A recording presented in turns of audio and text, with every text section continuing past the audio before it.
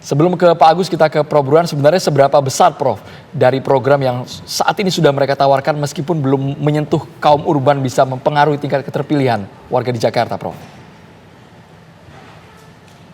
Pertama, tergantung ini, Andrew. Tergantung berapa banyak warga Jakarta yang memilih berdasarkan program. Nah, dari data longitudinal sebelumnya itu menunjukkan warga yang tertarik dengan isu-isu semacam ini itu kurang lebih sekitar 33%. Sepertiga warga yang peduli sama isu-isu programatik semacam ini. Artinya ada 2/3 pemilih yang memilih tidak didasarkan pada program, tapi bisa karena kesamaan sosiologis atau primordial, bisa karena faktor etnik, agama, termasuk masalah jaringan sosial. Jadi ada banyak faktor yang menjelaskan perilaku pemilih. Tetapi sepertiga pemilih mendasarkan pilihannya atas nama isu atau program yang ditawarkan itu bukan jumlah yang kecil, itu besar. Dan karenanya perlu dicek apa yang dianggap penting oleh warga Jakarta berkaitan dengan isu-isu programatik. Nah, tadi saya menekankan program jangka pendek, yaitu bagaimana mitigasi terkait dengan dampak menurunnya daya beli. Karena ini isu yang sangat kuat. Menurunnya kelas menengah itu sistematik dari 23% di 2018, terakhir tinggal 17%. Dan kalau kita lihat di mana kelas menengah itu sebagian besar warga Jakarta itu kelas menengah. Dan itu menjelaskan mengapa belakangan outlet sepi, ya, daya beli merosot, kemudian banyak sekali terjadi economic slowdown. Itu perlu penanganan jangka pendek.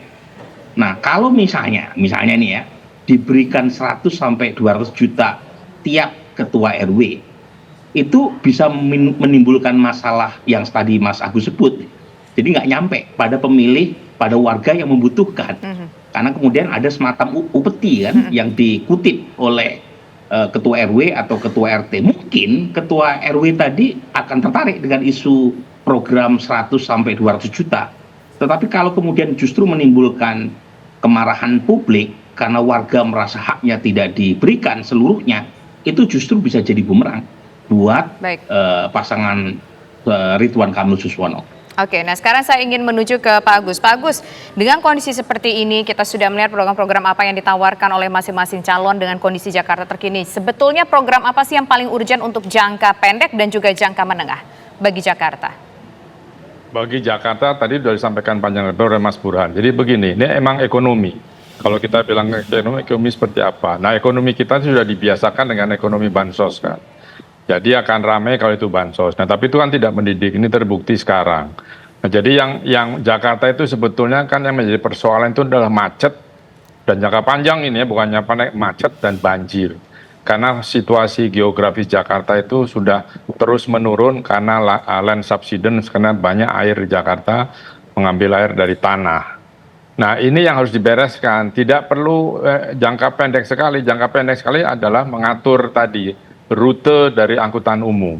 Jangan dicampur, sekarang sudah lumayan nih, sejak zamannya Anies lumayan, tidak tercampur lagi angkot dengan macam-macam. Tetapi itu belum baik.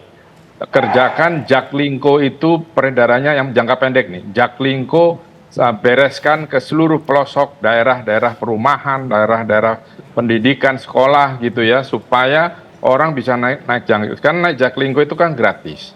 Nah, lalu Transjakarta dilengkapi semuanya. Jadi Transjakarta dapat umpan itu dari Jaklingko itu. Begitu juga dengan MRT. MRT akan selesai tahun depan katanya 2025 sampai ke Priok sana. Tinggal yang East West. Nah, itu masih lama, itu bisa 5 tahun paling cepat.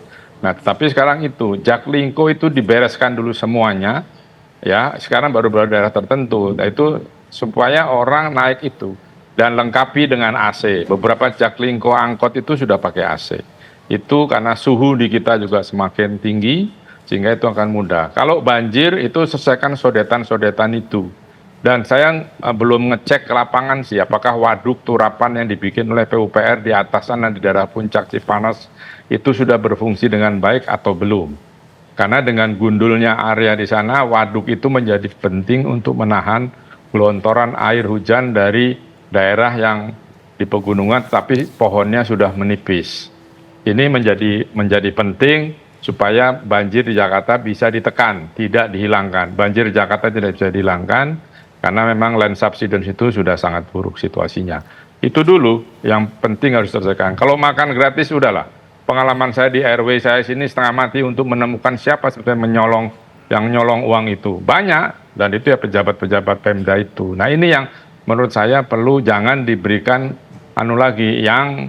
yang tunai untuk peningkatan gizi kah, untuk stunting kah, untuk apa, yang mengawasi siapa? Pak Lurah, Kepala Dinas Kesehatan. Ya kalau mereka bisa mengawasi dengan baik dan ada law enforcement yang kuat, itu pasti keren hasilnya. Tapi kalau tidak, ya itu tadi. Susah kita menahan korupsi di level yang bawah. Kalau masalah ini Pak Agus, masalah menahun di Jakarta mengenai kemacetan, ada salah satu pasangan yang menginginkan jalur LRT, MRT diperpanjang sampai Bekasi dan juga Tangerang. Nah, yang LRT kan desainnya sampai Bogor, sampai Bekasi, sana sudah. Tinggal diteruskan. Cuman punya permasalahan teknis kan LRT itu, karena biasalah paling isunya korupsi lagi. Jadi lebar rel dan sebagainya sehingga tidak bisa cepat dia. Nah, kalau cepat itu cukup berbahaya. Kalau MRT sedang dibangun dengan loan Jepang kan, yang ke arah utara sana sudah hampir selesai. Tinggal yang belum timur barat. Nah nanti dipastikan kalau ketika MRT sudah jadi, itu kan silang itu. Lalu ada LRT sekarang yang punya DKI itu yang dari mana Kelapa Gading akan sampai terus ke Duku Atas dan sebagainya, itu jangan saling tumpang tindih.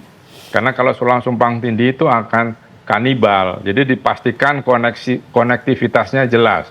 Jadi orang lompat-lompat itu tidak usah bayar lagi, tapi konektivitasnya jelas sehingga tidak double-double.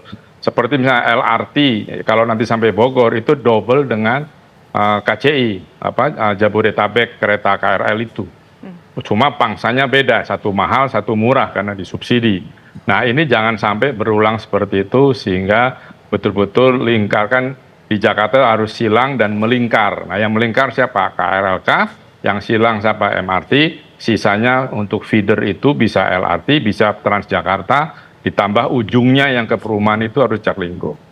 Oke, baik. Sekarang saya ingin menuju ke Prof. Burhan. Mas Burhan, kalau tadi disampaikan kalau tidak salah hanya sekitar 30% saja warga DKI Jakarta ini yang memang memberikan perhatian untuk program-program yang disampaikan oleh masing-masing paslon. Nah, angka 30% itu kalau dilihat dari background calon pemilih dan juga dilihat dari kondisi geografis dan posisi mereka masing-masing, 30% itu lebih banyak akan jatuh kemana sih di antara ketiga itu, Mas Burhan? Pertama kita bisa lihat dulu ya, demografi pemilih yang menganggap penting program yang disampaikan oleh para calon. Nah umumnya demografinya itu dari sisi socio-economic structure-nya itu tinggi.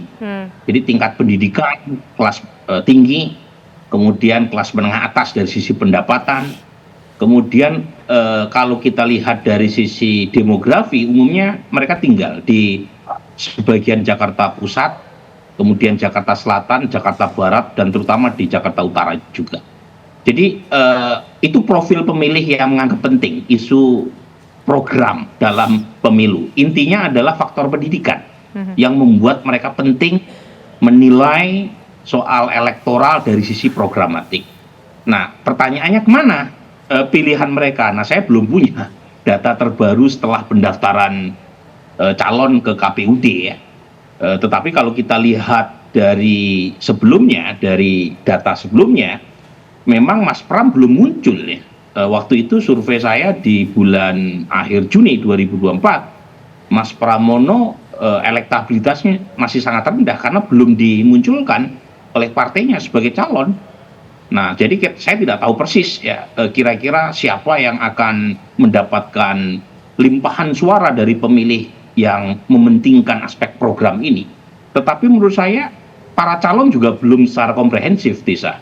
Kita kan belum mendengar secara menyeluruh, secara detail, komprehensif tawaran program apa. Yang kita dengar kan sporadis saja tuh. Ada pertanyaan dari wartawan kemudian dijawab secara apa adanya, ya, secara minimalis oleh para calon tanpa kita melihat blueprint-nya seperti apa. Kemudian uangnya dari mana gitu. Uang ini penting karena kalau kita melihat gejala ekonomi sekarang yang begitu lesu ya, kemudian tahun depan ada jatuh tempo utang 8 ribuan triliun kalau tidak salah ya. Kemudian juga ada banyak 800 atau 8.000, saya lupa persisnya. Tapi intinya kalau misalnya ekonomi lesu, pajak kan akan berkurang. Dan kalau pajak berkurang, otomatis kegiatan untuk program yang tadi itu menjadi sangat terdampak tuh. Jadi poin saya harus dipikirkan bukan semata-mata daftar keinginan, tapi juga daftar kebutuhan dan visibility-nya terutama dari sisi anggaran. Baik, terima kasih banyak Prof. Burhanuddin dan juga Pak Agus Pambagio sudah bergabung di Kabar Petang.